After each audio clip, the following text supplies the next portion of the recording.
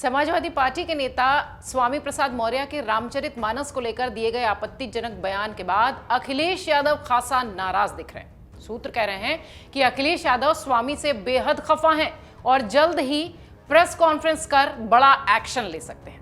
अखिलेश के अलावा पार्टी के कई विधायक भी स्वामी प्रसाद मौर्य की बात से इत्तेफाक नहीं रखते। सूत्र कह रहे हैं कि विधायकों ने फोन पर अखिलेश यादव से बात की है और स्वामी प्रसाद मौर्य को लेकर अपनी नाराजगी जताई है।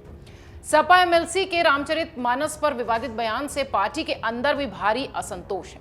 गौर करने वाली बात यह है कि समाजवादी पार्टी की ओर से अब तक स्वामी प्रसाद मौर्य के बयान का किसी तरह से खंडन करने या रामचरितमानस पर दिए गए बयान की निंदा करने जैसा भी कोई जवाब नहीं आया था। हालांकि इस बीच शिवपाल यादव ने जरूर अपनी बात रखी है। समाजवादी पार्टी के ज्यादातर पार्टी प्रवक्ताओं ने इस पर चुप्पी साधी। सभी को अखिलेश यादव की प्रतिक्रिया का इंतजार है। इस बीच शिवपाल सिंह यादव ने स्वामी प्रसाद मौर्य के विवादित बयान पर प्रतिक्रिया दी। उन्होंने कहा कि स्वामी प्रसाद मौर्य का ये अपना व्यक्तिगत बयान है, पार्टी से इसका कोई लेना देना नहीं है। उनका बयान पार्टी का बयान हो ही नहीं सकता। हम लोग भगवान राम और कृष्ण के आदर्शों पर चलने वाले लोग हैं। क्या बीजेपी के लोग भगवान राम के बताए रास्ते पर चलने वाले लोग हैं? भगवान कभी झूठ नहीं बोलते थे, लेकिन ये राम को ही बेच खा रहे हैं। शिवपाल यादव ने सफाई भी दी और साथ ही साथ बीजेपी पर हमलावर भी रहे। इधर सपा नेता ने केशव प्रसाद मौर्य पर भी पलटवार किया। उन्होंने कहा कि केशव प्रसाद मौर्य बहुत बड़बोले आए थे। अभी हमारे मैनपुरी लोकसभा उपचुनाव में जनता ने उन्हें सबक सिखा दिया। आगे भी हम उन्हें बताएंगे कि कैसे चुनाव लड़ा जाता है। इसके अलावा रायबरेली के ऊंचाहार से सपा विधायक मनोज पांडे ने भी अपनी बात रखी और कहा कि श्री रामचरितमानस एक ऐसा ग्रंथ है जिसे भारत ही नहीं बल्कि विदेशों में भी लोग पढ़ते हैं और इसका पालन करते हैं। रायबरेली के ऊंचाहार से विधायक पांडे ने श्री रामचरितमानस हमें नैतिक मूल्यों और भाइयों, माता पिता, परिवार और सब लोगों के साथ संबंधों के महत्व को सिखाता है, ये बात कहते नजर आए। उन्होंने कहा कि हम न केवल रामचरितमानस बल्कि बाइबल, कुरान और गुरु ग्रंथ साहिब का भी उतना ही सम्मान करते हैं। वे सभी हमें सबको साथ लेकर चलना सिखाते हैं। समाजवादी पार्टी के नेता स्वामी प्रसाद मौर्य रामचरितमानस पर दिए गए अपने बयान को लेकर खासा विवादों में। इस बीच सपा नेता स्वामी प्रसाद मौर्य के खिलाफ शिकायत दर्ज करने के लिए भी ठाकुरगंज और हजरतगंज थाने में तहरीर दे दी गई है, यानी लखनऊ में 2 जगह एफआईआर दर्ज की जा रही है। सपा नेता के खिलाफ सामाजिक सद्भावना बिगाड़ने का भी आरोप लगा है। इसके साथ ठाकुरगंज थाने में अवधेश तिवारी ने तहरीर देते हुए अपनी बात रखी है, जबकि हजरतगंज थाने में हिंदू महासभा के शिशिर चतुर्वेदी ने तहरीर दी है। लखनऊ पुलिस इस पूरे मामले की जांच पड़ताल में भी फिलहाल जुट चुकी है। इधर हिंदू महासभा ने स्वामी प्रसाद मौर्य के घर का घेराव करने की चेतावनी भी दी है। वहीं हिंदू महासभा के राष्ट्रीय प्रवक्ता शिशिर चतुर्वेदी ने भी ये बताया कि स्वामी प्रसाद मौर्य के रामचरित को लेकर जो बयान दिया गया उसको लेकर हजरतगंज थाने में एफआईआर दर्ज कराने को लेकर उन्होंने तहरीर दे दी है।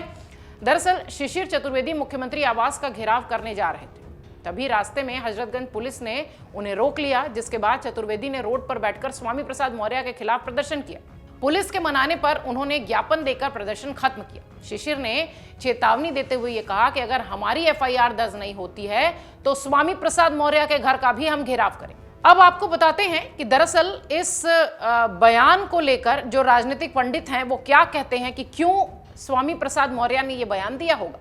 लोग कह रहे हैं कि पार्टी को नुकसान थोड़ा बहुत तो होगा, लेकिन दलितों पर अच्छा संदेश जाएगा। जानकार कह रहे हैं कि इस बयान के 2 पहलू हैं, एक इसका धार्मिक पहलू है और दूसरा इसका सामाजिक पहलू है। सपा के भीतर दोनों पहलुओं पर विचार हो रहा है। पार्टी का मानना यह है कि ऐसे बयान से पार्टी को नुकसान जरूर हो सकता है थोड़ा बहुत।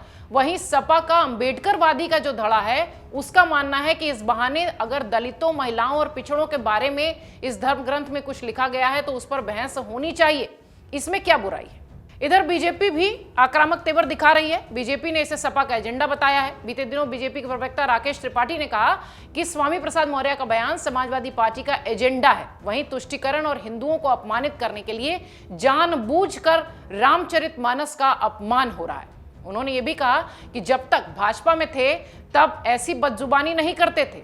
उन्होंने आगे कहा कि स्वामी प्रसाद मौर्य के बयान का खामियाजा सपा को भुगतना पड़ेगा। चुनाव में जनता ईवीएम का बटन दबाकर इसका जवाब देगी। फिलहाल स्वामी प्रसाद मौर्य के बयान से भूचाल सा आ गया है। रामचरितमानस पर दिए गए उनके बयान के बाद अब अखिलेश यादव एक्शन में दिखाई पड़ने वाले हैं और ये माना जा रहा है कि जल्द स्वामी प्रसाद मौर्य पर एक्शन हो सकता है। इधर सपा के विधायक राकेश प्रताप सिंह ने स्वामी प्रसाद मौर्य के बयान पर प्रतिक्रिया देते हुए कहा कि स्वामी समाजवादी नहीं है और ना ही सनातनी है। इसके अलावा कई और विधायकों ने भी अखिलेश यादव को फोन कर नाराजगी जताई है। स्वामी के बयान पर भाजपा नेता अपर्णा यादव ने भी प्रतिक्रिया दी। उन्होंने कहा कि स्वामी प्रसाद मौर्य अपने चरित्र का उदाहरण दे रहे हैं। सच तो यह है कि उन्होंने रामचरितमानस पढ़ा ही नहीं है। राम भारत का चरित्र है। राम आज भी उतने ही महत्वपूर्ण है। रामचरितमानस का लगभग हर भाषा में अनुवाद हो चुका है। हजारों वर्षों बाद भी आज भी कहीं इसका पाठ होता है तो एकदम नए जैसा लगता है। हिंदू, मुस्लिम, सिख और ईसाई सभी राम को सम्मान देते हैं और इतने महत्वपूर्ण ग्रंथ पर टिप्पणी करना बेहद गलत है। यह बयान स्वामी प्रसाद मौर्य की मानसिकता को दर्शाता है। पहले स्वामी प्रसाद मौर्य ने तुलसीदास द्वारा रचित रामचरितमानस के कुछ हिस्सों पर यह कहते हुए पाबंदी लगाने की मांग की थी कि उनसे समाज के एक बड़े तबके पर जाति, वर्ण और वर्ग के आधार पर अपमान का संदेश जाता है। अगर रामचरितमानस की किन्हीं पंक्तियों के कारण समाज के एक वर्ग या जाति या वर्ण का अपमान हो तो निश्चित रूप से वो धर्म नहीं अधर्म है। फिलहाल स्वामी प्रसाद मौर्य के बयान को लेकर हंगामा तो जरूर मचा है, लेकिन देखना यह है कि अब अखिलेश यादव क्या कहते हैं। बीजेपी फ्रंट फुट पर खेलते हुए समाजवादी पार्टी को घेर रही है। एक और जहां समाजवादी पार्टी को फिर से मजबूत करने के हिसाब से शिवपाल और अखिलेश लगे हुए हैं, उस बीच स्वामी प्रसाद मौर्य का यह बयान निश्चित ही पार्टी को नुकसान पहुंचाएगा। डाउनलोड करें अमर उजाला ऐप और पाएं खबरें लगातार। अगर आप ये वीडियो YouTube पर देख रहे हैं तो हमारे चैनल को सब्सक्राइब करें और बेल आइकन को दबाना ना भूलें। अगर आप Facebook पर ये वीडियो देख रहे हैं तो हमारे पेज को लाइक करें।